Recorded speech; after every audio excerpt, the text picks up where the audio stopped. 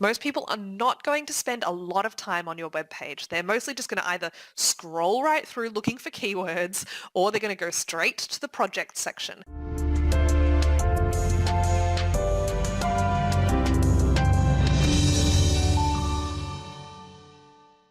Today we're going to talk about the infamous portfolio website. Yay!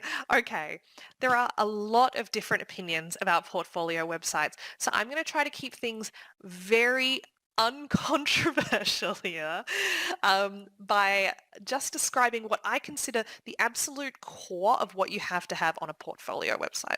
Firstly, let's talk about the structure. The most important thing about a portfolio website is that it has to be clear, easy to navigate, and structured logically, right? Now, there is something to be said for very artistic portfolio websites, and especially if you're looking for work as a designer, or maybe you're working in game design or game programming, then maybe you want to go a bit more into animations and keeping things really like woo, modern, whatever.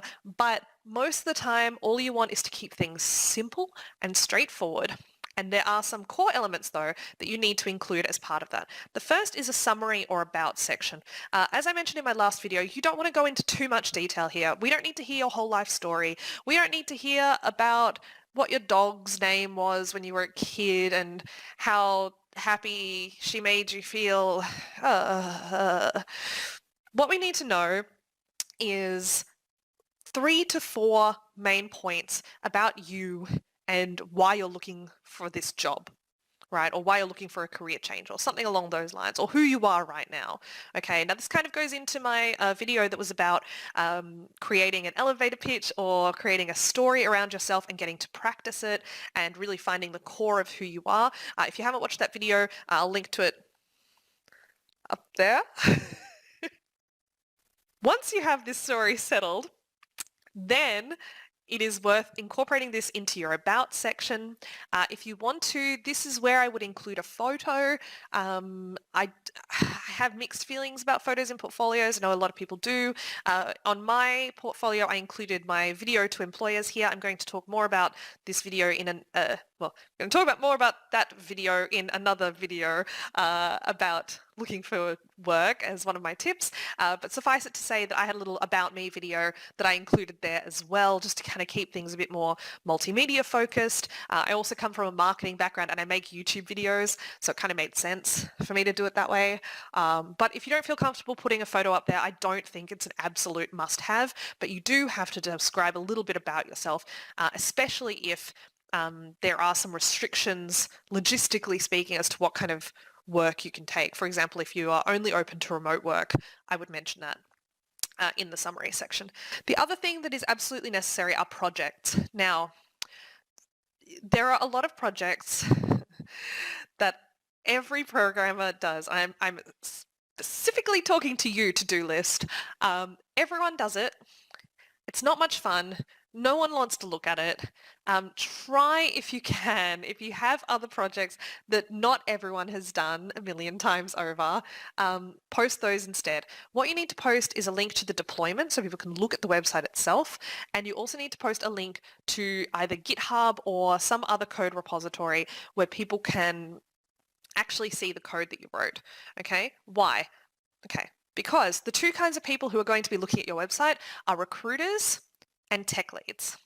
The recruiters want to see what you can make, right? They're unlikely to look at your code at all. They don't care.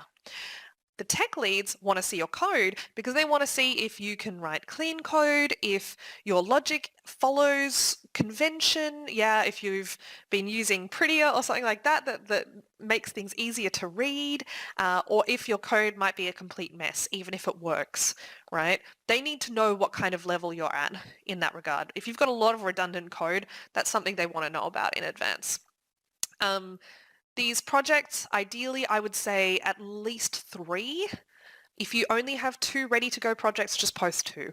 This is the thing, they have to be ready to go. They have to look good, they have to work on different screen sizes, and they have to be nice on the coding side of things. They don't have to be perfect, but they do have to represent your level and where you're actually at, what you can actually do. And now on this topic, I want to take a brief detour away from the portfolio site contents and talk about the portfolio site itself. It is really important to remember, if you are constructing a wonderful portfolio site, that is a project, right? If you are making a portfolio site that combines different technologies or that uses technologies you feel confident in working in, then that is something that is worth highlighting. You can use that. I used it, right? Because I built my portfolio in React and I was calling multiple APIs. I thought, okay, you know what? This is too much work not to go into my list of projects. So don't be afraid to list your portfolio site as one of your projects, as long as, again, you're mostly the one creating the code, or you're the one creating the code and you're happy with it and it works on multiple different screens and all that kind of stuff. You can't, it's 2021, guys. You cannot have a website that doesn't work on mobile, all right? None of that. Let's avoid that. You've got to be on top of it. The last part is a contact, some way for people to contact you. Now, I recommend, if you are on social media, to have social media links at the top. LinkedIn in particular, Xing if you're in Germany, these are things that absolutely must be near the top or at the top of your portfolio page. That's what we're talking about, of your portfolio page. Why? Because if somehow someone has found this website and they haven't found it via LinkedIn or they haven't found it via Twitter, they want to check out what you're doing in that place. LinkedIn, for example, is basically a CV. Like, let's face it, it's an online CV. It's a public CV. So recruiters are used to using it. They're very comfortable with it. They're familiar with it. So for them, they're not going to email you asking for a copy of your CV. They're probably not even going to download a CV off your website. What they will do is click on LinkedIn and have a look through. Right? And this is why we go back to my very first tip, which was to get active on LinkedIn and Xing and to keep them updated and clear and great, because this is where a lot of recruiters are going to go whether you want them to or not. So that is the other thing, contact in terms of social media buttons, but also I think a contact form is better than an email address. Personally, because I don't like the idea of my email address just being up there and being able to be scraped by anyone. I feel like it's just asking for spam, and I just feel like a contact form adds that little bit of distance that feels that little bit more professional to me. If you are going to add an email address, I would probably add one at your domain.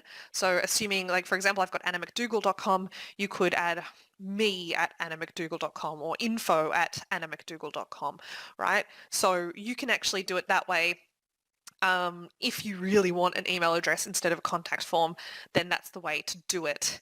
The other thing I would mention for portfolios just generally is in regards to design, please try to make it accessible. Use alt tags on your images. Make sure that text is easy to read. As I said, make sure that you can look at it on different screens. Make sure you use semantic HTML. These sound like basic things, but a lot of people forget them. I do actually already have a video on ways to make your website more accessible, which I will link to so that you can see some good ways to improve your accessibility. And I think those are my main points about a portfolio page. Just remember, short and snappy is good. Most people are not going to spend a lot of time on your web page. They're mostly just going to either scroll right through looking for keywords, or they're going to go straight to the project section. Make that project section the easiest thing to find next to your LinkedIn profile link, I would say. And on that happy note, I'm going to leave you there. Thank you so much for watching, and I will see you next time. Bye.